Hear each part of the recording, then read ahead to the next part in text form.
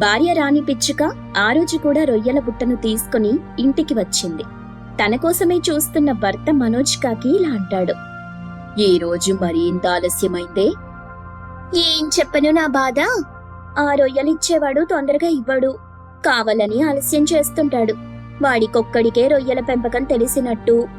అది బిల్డప్ కాదు రాణి, నిజమే కదా. ఈ చుట్టుపక్కల రొయ్యల పెంపకం చేస్తున్నది వాడు ఒక్కడే. మనం వాడి దగ్గర రొయ్యలు కొని అమ్ముకుంటూ అలా వచ్చిన డబ్బుతోనే కదా జీవనం సాగిస్తున్నాం. అందుకే వాడిని ఏమీ అనకుండా ఎప్పుడు రొయ్యలు ఇస్తే అప్పుడు తీసుకుని వస్తున్నాను. నేను పడాల్సిన ఇబ్బందులు పడుతూ రొయ్యలు అమ్ముతున్నాను. సరేలే, మన రొయ్యల గొడవలు మాటలు ఎప్పుడూ ఉండేవే కదా. నేను తిన్నాను, పానికి వెళ్తున్నాను. నువ్వు తినేసి వెళ్ళి రొయ్యలు అమ్ముకొనిరా. తినడం తర్వాత తింటాను, కానీ నీతో కొంచెం మాట్లాడేది ఉంది. రాత్రికి ఇంటికి వస్తాను కదా, అప్పుడు మాట్లాడుకుందాంలే రాణి. ఇప్పుడు పానికి వేళయింది కదా. సరేనండి, జాగ్రత్తగా వెళ్ళిరండి అని చెప్పగానే మనోజ్ కాకి ఇంట్లో నుండి వెళ్లిపోతుంది. తర్వాత రాణి పిచ్చుక రొయ్యల బుట్టనెత్తిన పెట్టుకుని అమ్మడానికి వెళ్తుంది. రొయ్యలు బాబూ, రొయ్యలు, తాజా తాజా రొయ్యలు, పావు కిలో, అరకిలో, కిలో, ఏది కావాలన్నా ఇస్తాను బాబు. రొయ్యలమ్మా రొయ్యలు, ఎంతో చక్కని రొయ్యలు అనుకుంటూ ముందుకు వెళ్తుండగా ఒక చెట్టు కింద చేపలమ్ముతున్న మంగ కొంగ కనిపించింది. రాణి పిచ్చుక, ఓ రొయ్యల రాణి పిచ్చుక అని గట్టిగా పిలిచింది. ఆ పిలుపు విని రాణి పిచ్చుక కూడా చూసింది. తనలో తాను, అబ్బా, ఈ మంగ కొంగ చూసిందా, దీని కంటపడకుండా పోవాలని రోజు అనుకుంటున్నా. కానీ రోజు ఈ మంగ కొంగ కంటపడుతున్నాను. పిలిచిన తరువాత వెళ్లకుండా ఉంటే బాగుండదు, వెళ్ళాలి అనుకుని రొయ్యల బుట్టతో చేపలమ్ముతున్న మంగ కొంగ దగ్గరికొచ్చింది. ఏంటక్కా రమ్మన్నావు? చూసి కూడా చూడనట్టుగా వెళ్ళిపోతున్నావేంటి? ఎవరు, నేనా? ఊరుకో అక్క, నోటికెంతొస్తే అంత మాట అనేస్తావు. నీ దగ్గరికొచ్చిన రాణి పిచ్చుకని పట్టుకొని అలా ఎలా అనగలిగావక్కా? కొంపదీసిప్పుడు కుళాయి విప్పుతున్నావా ఏంటి? తిప్పకుండా ఎలా ఉంటానో చెప్పక్క. అర్థం చేసుకునే మా మంగ కొంగక్క అంత మాట అన్న తరువాత. అది సరేనే, ఆ రొయ్యల పెంపకం వాడితో నీకెందుకొచ్చిన గొడవ చెప్పు. వాడు రొయ్యలిచ్చినప్పుడే తీసుకోరాదే. అన్నీ తెలిసి కూడా నువ్వలా మాట్లాడటం ఏం బాగోలేదక్క. వాడు రొయ్యలు ఇలా మిట్ట మధ్యాహ్నం పూట ఇస్తే వాటిని మనం ఎక్కడ అమ్ముకుంటాం, ఎలా అమ్ముకుంటాం? ఈ టైంలో రొయ్యలు అమ్మితే ఎవరైనా నవ్వకుండా ఉంటారో చెప్పక్క. ఏది ఏమైనా జాగ్రత్తగా ఉండు, నోటి దగ్గరి పువ్వని పోగొట్టుకోవద్దు. అదేం లేదక్క, మంచిగానే ఉంటాను. మరి నేను వెళ్తున్నానక్క అని చెప్పి రాణి పిచ్చుక అలా రొయ్యలమ్ముకుంటూ వెళ్తూ ఉంది. ఎందుకైనా రాణి పిచ్చుకని గమనిస్తూ ఉంటాను అని తన చేపలమ్ముకుంటూ ఉంది. అలా పగలు నడిచింది. రాత్రి బెడ్ మీద రాణి పిచ్చుక, మనోజ్ కాకి పడుకుని ఉన్నాయి. ఇప్పుడు చెప్పు రాణి, ఉదయం నాతో ఏదో మాట్లాడాలని ఉందని చెప్పావు, ఏంటా విషయం? నేనే స్వయంగా రొయ్యల పెంపకం చేద్దామని అనుకుంటున్నాను అని రాణి పిచ్చుక చెప్పగానే మనోజ్ కాకి కొంచెం ఆశ్చర్యంగా, ఏంటి నువ్వు చెప్పేది? నువ్వు స్వయంగా రొయ్యలు పెంచుతావా? ఎక్కడ పెంచుతావు? ఎలా పెంచుతావు? ఎక్కడా అని ఎలా అని ఇంకా అనుకోలేదు, కానీ రొయ్యలు మాత్రం పెంచాలనుకుంటున్నాను. అది మాత్రం నిజం. అందుకు మీ సపోర్ట్ కావాలి, ఏమంటారు? చూడు రాణి, స్వయంగా రొయ్యల పెంపకం అనేది మంచి ఆలోచనే. భర్తగా నా సపోర్ట్ నీకెప్పుడూ ఉంటుంది. కాకపోతే ఎలా అన్నది, ఎక్కడ అన్నది బాగా ఆలోచించుకొని మొదలెట్టు. ఈ సపోర్ట్ చాలండి. ఇంకా రొయ్యల పెంపకం ఎలా అన్నది, ఎక్కడ అన్నది నేను చూసుకుంటాను అని చెప్పి రాణి పిచ్చుక ఆలోచన చేస్తూ ఉంది. మనోజ్ కాకి పడుకుంటుంది. మరుసటి రోజున రాణి పిచ్చుక ఇంట్లో మనోజ్ కాకి, శోభా చిలుక, మంగ కొంగ, మూర్తి గ్రద్ద, రాధా పావురం అన్నీ కలిసి సమావేశమయ్యాయి. ఏంటి రాణి పిచ్చుక, అందర్నీ ఇంటికి రమ్మని చెప్పి ఏమీ మాట్లాడకుండా? అదేనే శోభా, ఎలా మొదలెట్టాలా అని. నువ్విప్పుడు మంత్రిగా ప్రమాణం చేయటం లేదే. తప్పులుంటే నవ్వడానికి నువ్వేమైతే అనుకున్నావో అదే చెప్పవే. అంతే కదా రానమ్మా, నువ్వేది చెప్పాలని మమ్మల్ని పిలిచావో అదే చెప్పు. మాకు అనుకూలంగా ఉంటే నీకు సపోర్ట్ చేస్తాం, లేదంటే లేదు. నేను రొయ్యల పెంపకం చేద్దామని అనుకుంటున్నాను అని రాణి పిచ్చుక చెప్పగానే వెటకారంగా, ఎక్కడ? చెరువులోనా, సముద్రంలోనా? ఈ వెటకారం మాటలే వద్దు. మనోజ్ కాకి, నువ్వు రానమ్మ భర్తవి. నువ్వే ముందుండాలి కానీ ఇలా అందరి ముందు వెటకారం చెయ్యకూడదు. అది కాదు మావయ్య, మనం బ్రతకడమే కష్టం, ఇంకా రొయ్యల పెంపకం అంటే మామూలు విషయమా చెప్పండి? మరి రాత్రి మంచి ఆలోచన అని మెచ్చుకున్నారు, సపోర్ట్ కూడా ఇస్తానన్నారు కదా, మరిప్పుడేంటి ఇలా మాట్లాడుతున్నారు? ఇంట్లో మనమే ఉన్నాం. నేను కాదంటే నువ్వు కాల్చిన గరిటె పట్టుకొస్తావు. ఎందుకొచ్చిన తలనొప్పి చెప్పు, అందుకే అలా అన్నా. ఇంతకాలం ఆడవారి మాటలకు మాత్రమే అర్థాలు వేరనుకున్నాను, కానీ ఇప్పుడు మగవారు, అందులో మొగుడి మాటలకు కూడా అర్థాలు వేరని అర్థమవుతుంది. ఇదైతే సింపుల్ విషయం కాదు రాణి పిచ్చుక. ఖర్చుతో కూడుకున్నది, నీళ్లతో కూడుకున్నది, సరైన చోటు కూడా కావాలి. ఇవన్నీ ఉంటేనే నువ్వు రొయ్యల పెంపకం చెయ్యగలవు, లేదంటే లేదు. అన్నీ నా దగ్గరున్నాయని చెప్పడం కంటే నేను చేసి చూపిస్తాను. కొన్ని రోజుల వరకు ఓపిక పట్టండి, ఇక అందరూ వెళ్ళండి అని చెప్పగానే తన ఇంటికొచ్చిన పక్షులన్నీ వెళ్ళిపోతాయి. మనోజ్ భర్త కాకి పనికి వెళ్ళగానే ఇంటి దగ్గర ఉన్న రాణి పిచ్చుక, ఎలా నేను రొయ్యల్ని స్వయంగా పెంచాలో అర్థం కావటం లేదు. ఎంత ఆలోచన చేసినా బుర్రకి ఒక్క ఐడియా కూడా రావటం లేదు. ఎలా పెంచాలి, ఎక్కడ పెంచాలి అని ఆలోచిస్తూ ఉండగా ఇంట్లోనే పెంచితే ఎలా ఉంటుందనే ఆలోచన వచ్చింది రాణి పిచ్చుకకి. అది మంచిదనిపించింది. అక్కడ ఇక్కడ అంత దూరం వెళ్లి రొయ్యలు పెంచాల్సిన అవసరమే లేదు, కొనాల్సిన అవసరం లేదు. ఇంట్లోనే స్వయంగా పెంచుకుంటాను, నేను అమ్ముకుంటాను. అప్పుడు 2 విధాల డబ్బులు నా దగ్గరే ఉంటాయి కదా అనుకుంది. ఇంట్లోనే రొయ్యలు పెంచాలని గట్టిగా నిర్ణయించుకుంది. ఆ రోజు రాత్రి తన భర్త మనోజ్ కాకి పనిచేసి ఇంటికొచ్చాడు. తినడానికి అతనికి అన్నం పెట్టింది. రాణి, ఎంతవరకు వచ్చింది స్వయంగా రొయ్యలు పెంచే ఆలోచన? ఇంట్లోనే పెంచుదామని అనుకుంటున్నానండి. ఇంట్లోనా? ఇంట్లో ఎలా పెంచుతావు రాణి పిచ్చుక? అని భర్త మనోజ్ కాకి అడగగానే రాణి పిచ్చుక తను అనుకున్న ప్లాన్ ఏంటో దాన్ని వివరంగా అర్థమయ్యేలా చెప్తుంది. అప్పుడు మనోజ్ కాకి మనసారా మెచ్చుకోకుండా ఉండలేడు. ఏం ఆలోచన చేశావే, సింప్లీ సూపర్. అప్పుడు ఎక్కడికి వెళ్లాల్సిన పని లేదు. ఆలస్యంగా వెళ్తే మనకి రొయ్యలు ఇవ్వడేమో అనే భయమూ ఉండదు. అంతే కదండి.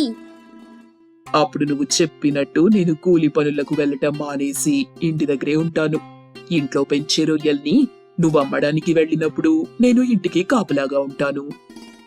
చాలా సంతోషమండి అని చెప్పి రాణి పిచ్చుక తను అనుకున్న ప్రకారంగా ఇంట్లోనే రొయ్యల పెంపకం మొదలెట్టింది.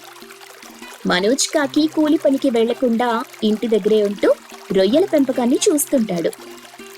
రాణి పిచ్చుక ఇంట్లోనే పెంచుతున్న రొయ్యలని ఒక బుట్టలో వేసుకొని, ఏవండి, నేను రొయ్యలు అమ్మడానికి వెళ్తున్నాను, ఎవరైనా రొయ్యల కోసం వస్తే ధర కొంచెం తగ్గించండి, కానీ పూర్తిగా కాదు, మనం కూడా బతకాలి కదా. అలాగే రాణి పిచ్చుక, నువ్వు జాగ్రత్తగా వెళ్ళు అని చెప్పగానే రాణి పిచ్చుక తను పెంచుతున్న రొయ్యల గురించి చెప్తూ రొయ్యలు అమ్ముతూ ఉంటుంది.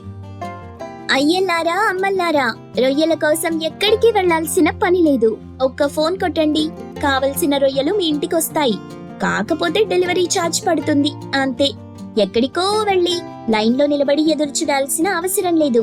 కొట్టండి ఒక్క ఫోన్ కాల్, తినండి ఇంట్లో పెంచిన రొయ్యల్ని అంటూ రాణి పిచ్చుక ఊరంతా మొత్తం తిరిగి చెప్తుంది. అలా రోజులు గడుస్తుంటాయి. రాణి పిచ్చుక ఇంట్లో పెంచుతున్న రొయ్యల పెంపకం మంచి లాభాలతో సాగుతూ ఉంటుంది. చలికాలం కాకి పిచ్చుక కష్టాలు. లింగంపల్లిలో కాకి పిచ్చుక దంపతులు నివసిస్తూ ఉండేవి. వాటికి 2 పిల్లలు. కాకి తమ ఊరికి చాలా దూరంలో ఉన్న రైల్వే స్టేషన్లో లగేజీ మోసే పనులు చేస్తూ ఉండేది. రోజూ ఎంతో కొంత వచ్చిన డబ్బుతో తన కుటుంబాన్ని చూసుకునేది. పిచ్చుక తన పిల్లల్ని చూసుకుంటూ ఇంట్లోనే ఉండేది. అద్దె ఇంట్లో ఉండటం వల్ల నెలకు కొంత డబ్బులు వారికి ఖర్చవుతూ ఉండేవి. ఒకరోజు కాకి పనులన్నీ పూర్తి చేసుకుని ఇంటికి వెళ్ళాక ఆ రాత్రి, ఏంటి, పిల్లలు నిద్రపోయారా? వాళ్ళకి ఏదైనా తినిపించావా? వాళ్లకు తినిపించానులేండి, మీరేంటి కాస్త నీరసంగా కనిపిస్తున్నారు? ఈరోజు పని ఎక్కువైందా? అవును, ఈ మధ్య రైల్వే స్టేషన్ కు చాలా మంది ప్రయాణికులు వస్తున్నారు. లగేజ్ చాలా ఎక్కువగా మోస్తున్నాను కదా, అందుకే కాస్త నీరసంగా ఉన్నాను.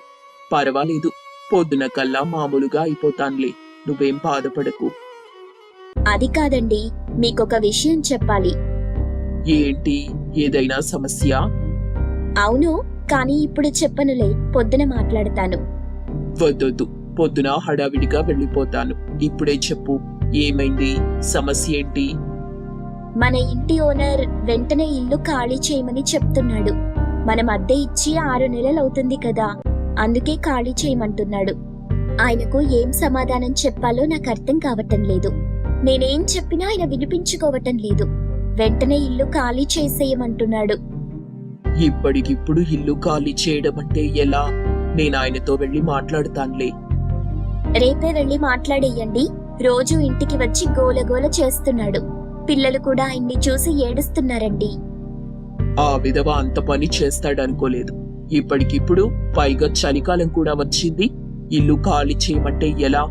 పిల్లలు గల కుటుంబం అని తెలిసి కూడా వాడలా మాట్లాడతాడని అనుకోలేదు. రేపు వాణ్ణి కలిసి చెడామాడా తిట్టేస్తాను. వద్దండి, ఆయనతో గొడవ పెట్టుకోకండి. కాస్త ప్రశాంతంగా ఉండండి. ఇప్పుడు చలికాలం కదా, మనం ఎక్కడా ఉండలేం. పైగా ఉదయం పూట చలి దంచేస్తుంది. ఈ చలికాలం పూర్తయిన తరువాత కావాలంటే మనం ఇల్లు మారిపోవచ్చు. అంతవరకు ఓపిగ్గా ఇక్కడే ఉండాలి. అందుకని వాణ్ణి తిట్టకుండా బతిమాలుకోవాలి, అంతే కదా? సర్లే, రేపు వాడితో మాట్లాడతాను. అంటూ పిచ్చుక, కాకి ఆ రాత్రి నిద్రలోకి జారుకుంటారు. మరుసటి రోజు సూర్యోదయం తరువాత కాకి తన ఇంటి ఓనర్ అయిన పావురం వద్దకి వెళ్తుంది. దారి మధ్యలో తన ఓనర్తో ఎలా మాట్లాడాలో కాకి కాస్త ప్రాక్టీస్ కూడా చేస్తుంది. అలా పావురం ఇంటికి చేరుకుంది. పావురం దర్జాగా కూర్చొని పేపర్ చదువుతూ ఉంది. కాకి మెల్లగా అక్కడికి వెళ్లి వినయంగా ఉన్నట్టు నటిస్తుంది. Sir, sir. నువ్వా? రావయ్యా. పుట్టింటికి వెళ్లిన మా ఆవిడ కోసం కూడా నేను ఇంతలా ఎదురు చూడలేదయ్యా. కాని నీకోసం మాత్రం 1000 కళ్లతో ఎదురు చూస్తున్నాను. మీ ఇంటికి వెళ్లి గోల చేస్తే గాని నువ్వు రావన్నమాట. అదేంటి సార్ అలా అంటారు? 6 నెలల నుండి ఇంటి అద్దె చెల్లించట్లేదు. వచ్చి డబ్బులిస్తావనుకుంటే నువ్వు నాకు కనిపించకుండా తిరుగుతున్నావు. ఇప్పటికైనా వచ్చావు, అదే నాకు చాలు. ఏది ఆ డబ్బులిలా ఇవ్వు. సార్, అది నేను డబ్బులు తీసుకురాలేదు సార్. ఓ, ఇంటి దగ్గర మీ ఆవిడకిచ్చొచ్చావా? సరేలేవయ్యా, నేనే వెళ్లి తీసుకుంటాలే. నువ్వు పనికి వెళ్ళిపో. అది కాదు సార్, ఇంటి దగ్గర మా ఆవిడకు కూడా నేను డబ్బు ఇవ్వలేదు. ఇంకో 2 నెలలు నాకు టైం ఇస్తే నేను మీ అద్దె డబ్బులు మొత్తం ఇచ్చేస్తాను సార్. దయచేసి నన్ను అర్థం చేసుకోండి. నువ్వేమైనా నా మొగుడివా అయ్యా? నా పెళ్ళాం మాటే నేను అర్థం చేసుకోలేను. మళ్ళీ నీ మాట కూడానా? 2 రోజులు టైం ఇస్తున్నాను. వెంటనే ఇల్లు ఖాళీ చేసేయ్.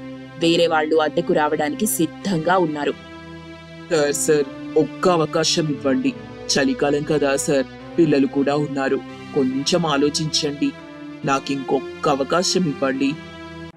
చలికాలం అయితే ఏంటయ్యా? ఇప్పుడు చలి పెడుతోందని చలికాలం అన్నావు, రేపు పులి తిరుగుతుందని పులికాలం అంటావు. ఇలా కాలాల పేర్లు చెప్పి నా కంట్లో కారం కొట్టకు. ఇంకా లాభం లేదయ్యా, ఖాళీ చెయ్యాల్సిందే. మీరే ఖాళీ చేస్తారా? నన్ను బలవంతంగా ఖాళీ చేయించమంటారా? 2 రోజుల్లో ఇల్లు ఖాళీ అయిపోవాలి. ఆ తర్వాత నా పని నేను చేస్తానంతే. ఇంక బయలుదేరు. అలా పావురం మాటలు విని కాకి చాలా బాధపడింది. కన్నీళ్లు పెట్టుకుంటుంది. ఆ బాధలోనే రైల్వే స్టేషన్కి వెళ్తుంది. బాధలో ఉన్న కాకిని ఆ స్టేషన్ మాస్టర్ చిలుక గమనిస్తుంది. ఏంటయ్యా, ఎప్పుడూ హుషారుగా ఉంటావు? ఏమైంది నీకు? ఇలా ఉన్నావేంటి? ఏదైనా సమస్య? సమస్య సార్, నేను అద్దె ఇంట్లో ఉంటున్నాను. ఇక్కడొచ్చే డబ్బు సరిపోవటం లేదు. అద్దె కట్టి 6 నెలలవుతుంది. మా ఇంటి ఓనర్ నన్ను ఇల్లు ఖాళీ చేసేయమంటున్నాడు. ఏం చెయ్యాలో అర్థం కావటం లేదు సార్. బాధగా ఉంది. అరే, దానికే బాధపడితే ఎలా చెప్పు? కష్టాల్ని ఇష్టపడిన వాడే గొప్పోడవుతాడయ్యా. దానికే కుమిలిపోతే ఎలా? సరే, నీ బాధని చూసి నీకొక సలహా ఇస్తానయ్యా. అదిగో మన రైల్వే స్టేషన్లో పాడుబడిన రైల్వే బోగీలను ఆ చివర ఉంచాం కదా, అవన్నీ ఖాళీగానే ఉన్నాయి. నువ్వు నీ కుటుంబంతో ఆ రైల్వే బోగీలో ఉండొచ్చు. దానికి అద్దె డబ్బులు కూడా చెల్లించాల్సిన పనుండదు. కొన్నాళ్ల పాటు ఇక్కడ ఉండండి. తర్వాత మంచి ఇల్లు చూసుకొని అక్కడికి వెళ్ళిపోండి. కష్టాల్లో ఉన్న నాకు సాయం చేస్తున్నారు. మీ రుణం తీర్చుకోలేను సార్. అంటూ కాకి ఆనందంగా తన ఇంటికి వెళ్తుంది. తన భార్య పిచ్చుకకు విషయం చెప్పి అక్కడి నుండి బయలుదేరతారు. అద్దె ఇల్లు ఖాళీ చేసి రైలు బోగీలోకి మారుతారు. పిచ్చుక తన పిల్లలతో ఆ బోగీలోనే ఉంటుంది. ఆ రైల్వే స్టేషన్లో కాకి పనులు చేస్తూ తన కుటుంబాన్ని చూసుకుంటూ ఉంది. కాని చలికాలం కావటం వల్ల విపరీతమైన చలి వేస్తూ ఉంది. ఏవండి, పిల్లలకు ఇక్కడ స్నానం చేయించాలంటే కాస్త కష్టంగానే ఉందండి. నీళ్లు కూడా లేవు కదా. అరే, ఇక రోజు నేను పిల్లలకు స్నానం చేయిస్తాను. నువ్వేం బాధపడకు. అదిగో అక్కడ బోరుంది కదా, ఆ బోరు దగ్గరే పిల్లలకి స్నానం చేయిస్తాను అంటూ కాకి తన పిల్లల్ని ఆ బోరు వద్దకి తీసుకెళ్లి స్నానం చేయిస్తుంది. తర్వాత కాకి కూడా అక్కడే స్నానం చేస్తుంది. అయితే రైల్లో చలిమంట వేసుకోవటం కుదరదు. అందువల్ల పిచ్చుక తన పిల్లలతో పాటు కాకి కూడా చలికి ఇబ్బంది పడుతూ ఉంటుంది. పిచ్చుకకు జ్వరం కూడా వస్తుంది. ఎలాగండి, చలికాలంలో ఇక్కడ ఉండలేకపోతున్నాం. నాకు చాలా ఇబ్బందిగా ఉందండి. పిల్లలు కూడా ఇబ్బంది పడుతున్నారు. మీకు అర్థమవుతుందా? నాకు తెలుసు, కానీ ప్రస్తుతానికి ఇదే చెయ్యగలను. నీకిప్పుడు జ్వరం వచ్చిందని బాధపడుతున్నావు, కానీ నాకిక్కడికి రాకముందు నుండే జ్వరం ఎక్కువగా ఉందని నీకు తెలీదు. నాకు విపరీతమైన ఒంటి నొప్పులున్నాయి. అయినా కష్టపడాలి, లేకుంటే మీరంతా ఎలా బతుకుతారు? నాకు ఎన్ని సమస్యలున్నా మిమ్మల్ని చూస్తే చాలు, అన్నీ తీరిపోతాయి. నీ నవ్వు చూస్తే చాలు, పిల్లలతో ఆడుకుంటే చాలు, ఏ కష్టమైనా మాయమైపోతుంది. ఇంకొన్ని రోజులే, కాస్త ఓపికగా ఉండు. ఆ దేవుడు కష్టాలిస్తున్నాడంటే మనకు త్వరలోనే మంచి జరుగుతుందని అర్థం. ఆనందపడేదేదో మనకు ఆ దేవుడిస్తున్నాడని అర్థం. కాస్త ఓపికగా ఉండవా అని బాధతో చెప్పిన కాకి అక్కడి నుండి వెళ్లిపోతుంది. ఇంతలో స్టేషన్ మాస్టర్ చిలుక గదిలో అగ్ని ప్రమాదం జరుగుతుంది. అది గమనించిన కాకి వెంటనే అక్కడికి వెళ్లి మంటల్లో చిక్కుకొని ఉన్న చిలుకను కాపాడి బయటకి తీసుకొస్తుంది. చిలుకకు ప్రాణాపాయం తప్పింది. దేవుడిలా వచ్చి కాపాడావురా, నాకు ప్రాణం పోసావు. నీకేం చేసినా తక్కువే. అలా అనకండయ్యా, మీరు మమ్మల్ని ఆదుకున్నారు. ఇంకో 2 రోజుల్లో నిన్ను ట్రాన్స్ఫర్ అయి వెళ్ళిపోతున్నాను.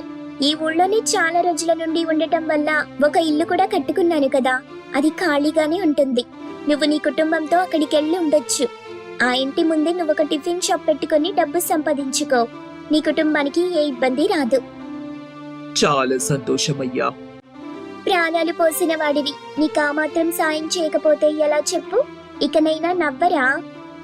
చిలుక మాటలకి కాకి నవ్వుతుంది. వెంటనే పిచ్చుకకు విషయం చెప్తుంది. పిచ్చుక చాలా ఆనందిస్తుంది. 2 రోజులు ఆ రైలు బోగీలోనే ఉంటారు. చిలుక ట్రాన్స్ఫర్ అయి వెళ్లిన తరువాత చిలుక ఇంటికి కాకి కుటుంబం వెళ్తుంది. పిచ్చుక చాలా ఆనందిస్తుంది. అలాగే ఆ ఇంటి ముందు టిఫిన్ షాప్ పెట్టడం వల్ల అక్కడికి చాలా మంది వచ్చి టిఫిన్ కొని తీసుకెళ్తుంటారు. డబ్బులు బాగా రావడంతో కాకి తన భార్య పిచ్చుకను, పిల్లల్ని ఏ ఇబ్బంది రాకుండా సంతోషంగా చూసుకుంటూ ఆనందంగా బతుకుతుంది.